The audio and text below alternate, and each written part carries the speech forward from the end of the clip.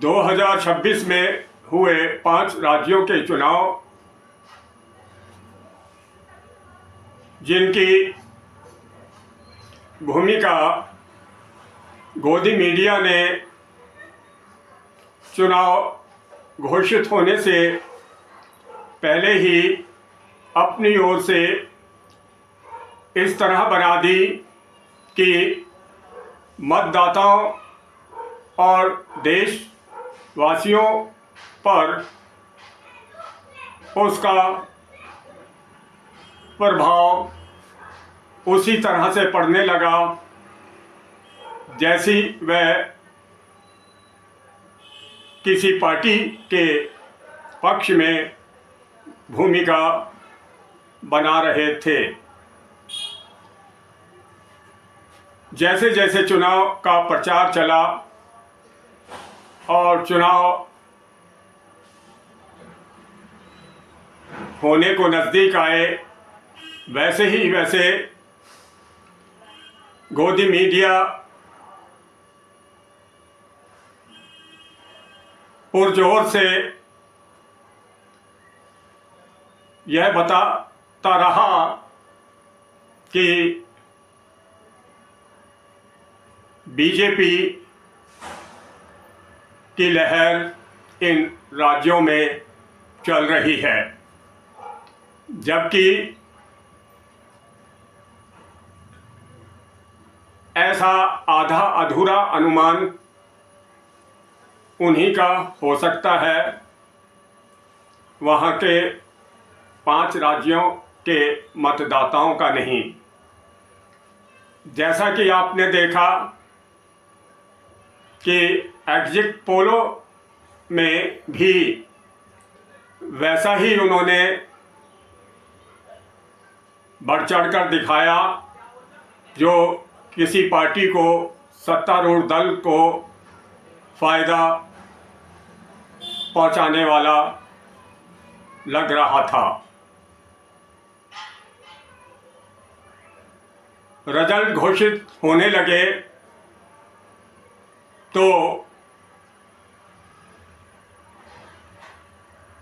पश्चिम बंगाल और असम, पौंडीचेरी का वही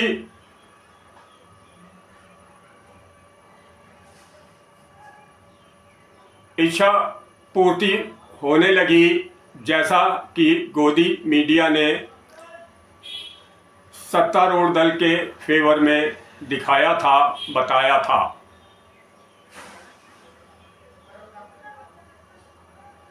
मगर केरल में और तमिलनाडु में यह अनुमान ठीक उलट साबित हुए। जैसे वहाँ कांग्रेस बहुमत से सत्ता में लौटी अपने सहयोगी दलों के साथ, और तमिलनाडु में उन पुरानी पार्टी जो तमिलनाडु को अपना जागीर, अपनी संपत्ति मानती थी, उनकी धज्जियां उड़ाते हुए वहाँ कुछ समय पहले से राजनीति में आए विजय, जो दलित क्रिश्चियन है, भारी सफलता पाते हुए उन्होंने 108 सीट जीत उन पार्टियों को पीछे धकेल दिया जो तमिलनाडु में अग्रसर रहती थीं या रहीं। अब यहाँ संवैधानिक विवाद खड़ा हो गया राज्यपाल को लेकर, क्योंकि विजय 2 बार राज्यपाल से मुलाकात कर उन्हें अपनी सरकार बनाने के लिए कहा, पर राज्यपाल ने यह कहते हुए उनका समर्थन वापस कर दिया कि उनके पास 118 सदस्यों का समर्थन नहीं दिखाई दे रहा। वह लिखित में लाएं और हमें दें तो हम आगे सोचेंगे। यह राज्यपाल की बात गले से नीचे नहीं उतर रही, क्योंकि यह सरासर संविधान के खिलाफ दिखाई दे रही है। क्योंकि अगर वहाँ कोई दल बहुमत में आता है तो उसे, या फिर कोई दल बहुमत में ना अकेले अपने दम पर सबसे बड़ी पार्टी जीत कर उभरती है, तो राज्यपाल का फर्ज बनता है सबसे बड़े दल को आमंत्रित करना सरकार बनाने के लिए। बहुमत सिद्ध करने के लिए समय दिया जाता है, जो भी राज्यपाल चाहे 10 रोज, 15 रोज, हफ्ता। तो उस बीच वह दल का मुखिया किस तरह अपने बहुमत का जुगाड़ करता है या कर लेता है, और वह बहुमत सिद्ध कर देता है या नहीं करता, तो ये सब बातें बात की हैं। पहले तो उन्हें सरकार बनाने के लिए उन्हें बुलाना चाहिए। यहाँ ऐसा लगता है कि राज्यपाल किसी के इशारे पर यह सब कुछ कह रहे हैं, कर रहे हैं, स्वांग रच रहे हैं, स्वांग के पात्र बदलना चाहते हैं। उनकी जगह अपने पसंदीदा पार्टी को या व्यक्ति को मुख्यमंत्री बनाना चाहते हैं। यहाँ तो सीधा सीधा यही महसूस हो रहा है,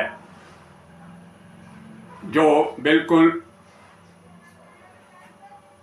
राज्यपाल के गरिमा के खिलाफ दिखाई दे रहा है। अब बात पश्चिम बंगाल की, कि जहां बीजेपी 2/3 से जीती है, मगर उसके वहां जीतते ही उपद्रव, हिंसा और विवाद खड़ा हो गया इस बात को ले कि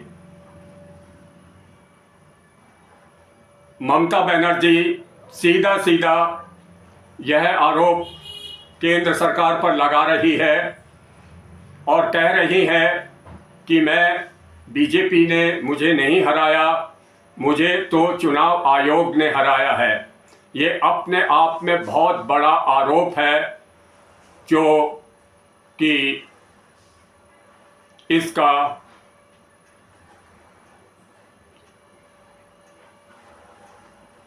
हल और इसका स्पष्टीकरण दोनों ओर से होना चाहिए। अन्यथा अगर ममता बनर्जी को ऐसा लगता है तो राष्ट्रपति जी से वह मिलें और यह बातें उनके सामने रखें प्रूफ के साथ, ना कि अपनी मनगढ़ंत कहानी के साथ। और अगर वहाँ भी सुनवाई नहीं होती तो सुप्रीम कोर्ट के द्वार सबके लिए खुले हैं, वहाँ वो जाएं और अपील करें, अपनी बात वहाँ रखें, बताएं। तो हो सकता है कि वहाँ से उनकी के विवाद का और निपटारा और उन्हें इंसाफ मिल सके। जय हिंद। मैं ओम प्रकाश चौहान, लेखक समीक्षक। आप मेरा चैनल सब्सक्राइब और वीडियो लाइक करें तो चैनल के लिए बेहतर होगा। धन्यवाद।